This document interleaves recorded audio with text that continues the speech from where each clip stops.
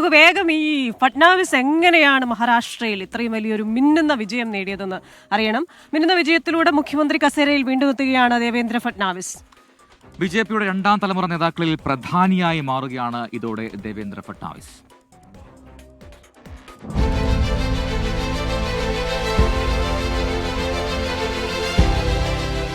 അമിത്ഷാ കഴിഞ്ഞാൽ ബി.ജെ.പിയിൽ രാഷ്ട്രീയ തന്ത്രങ്ങളുടെ ഫാക്ടറിയാണ് ദേവേന്ദ്ര ഫട്നാവിസ്.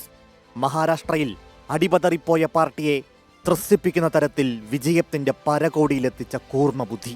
ആ വൻ വിജയം ഏറെക്കുറെ ഫട്നാവിസ് ഒറ്റയ്ക്കും നേടിയതാണ്.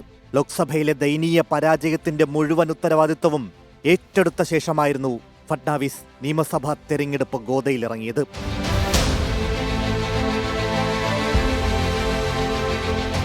RSSിലൂടെ പൊതുപ്രവർത്തന രംഗത്ത്. RSS ആസ്ഥാനം സ്ഥിതി ചെയ്യുന്ന നാഗ്പൂരിലെ മേയർ സ്ഥാനത്തെത്തുമ്പോൾ പ്രായം 27. 2014 മഹാരാഷ്ട്രയിലെ ആദ്യ ബി.ജെ.പി മുഖ്യമന്ത്രി. 2019 ശിവസേന തെറ്റിപ്പിരിഞ്ഞപ്പോൾ NCPയെ പിളർത്തി സർക്കാരുണ്ടാക്കി.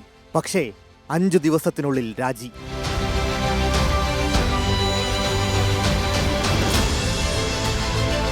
മഹാസഖ്യ സർക്കാരിനെ 2 വർഷം ഭരിക്കാൻ വിട്ട് ഫട്നാവിസ് അണിയറയിൽ തന്ത്രങ്ങളൊരുക്കി. ആദ്യം ശിവസേനയെ പിളർത്തി, പിന്നാലെ NCPയെ അടപടലം തകർത്തു. മുഖ്യമന്ത്രി സ്ഥാനം മോഹിച്ച ഫട്നാവിസിനോട് കാത്തിരിക്കാനായിരുന്നു കേന്ദ്രത്തിന്റെ നിർദ്ദേശം. ഉപമുഖ്യമന്ത്രിയായിരുന്ന് ഏക്നാഥ് ഷിൻഡെയെ നിയന്ത്രിച്ചു ഫട്നാവിസ്. പാർട്ടി കേന്ദ്ര നേതൃത്വത്തെ കൂടുതൽ ആശ്രയിക്കാതെ RSSന്റെ തണലിൽ നിയമസഭാ തിരഞ്ഞെടുപ്പ് പ്രചാരണം. ജാതി സമവാക്യങ്ങളിൽ കൃത്യമായ ആസൂത്രണം. അവസാന നിമിഷം നടപ്പിലാക്കിയ ജനകീയ പദ്ധതികൾ. ലോക്സഭാ വിജയത്തിന്റെ ആത്മവിശ്വാസം മഹാസഖ്യത്തെ ചതിച്ചപ്പോൾ ദേവേന്ദ്ര ഫട്നാവിസ് ജയന്റ് കില്ലറായി.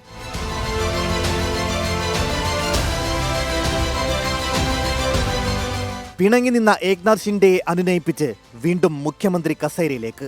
മോദിക്കും അമിത്ഷായ്ക്കും ശേഷം ബി.ജെ.പിയിൽ ആരെന്ന ചോദ്യത്തിന് ഉത്തരമായി ഉയർന്നുവരുന്ന നേതാവാണ് ദേവേന്ദ്ര ഫട്നാവിസ്. Research desk 24.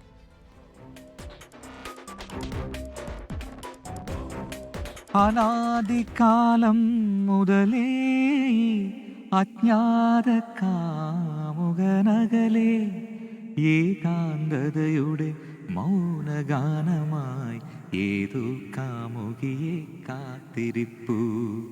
ഏകാന്തതയുടെ മൗനഗാനമായി ഏതു കാമുകിയെ കാത്തിരിപ്പു.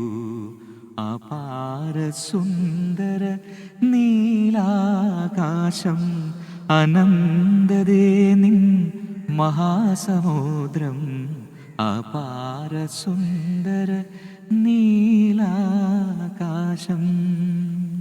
അടിപൊളി അടിപൊളി. നല്ല ആകാശം, മനോഹരമായ ഭൂമി, ഹരിതാഭ, പ്രകൃതിയുടെ മടിത്തട്ടിലേക്ക് ഞങ്ങൾ ആ സ്വച്ഛ സുന്ദരമായ പ്രകൃതി ആസ്വദിച്ചുകൊണ്ട് നിൽക്കുകയാണ്. മനോഹരമായ വരികളാണിത്. അതെ, പുകഴേന്തിയുടെ സംഗീതം, ദാസ് സാറിന്റെ ആലാപനം എല്ലാം കൊള്ളാം. പക്ഷേ ഇതിന് ശേഷം പ്രേക്ഷകരോട് ആ കാമുകി ആരാണെന്ന് പറഞ്ഞു കൊടുക്കണം ലാസ്റ്റില്, ഏറ്റവും അവസാനം.